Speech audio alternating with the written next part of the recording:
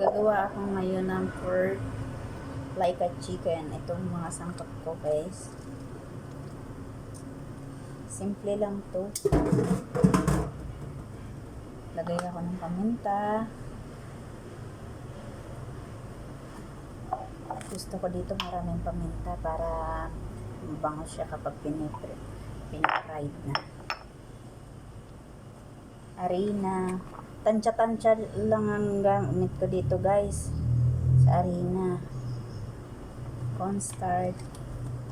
Hindi pa nga nasalin mo na to, guys. Kaya nakakarton ay. Cornstarch na damihan. Tansya-tansya lang din to, guys. Ang mga gamit ko na to, guys. Sa aking paggagawa. Tapos syempre lalamasin ko na din, guys. Lamas. Tapos water. Non-egg po yan, guys.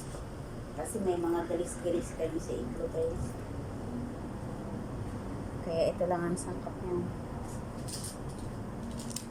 Tubig. Magic sarap.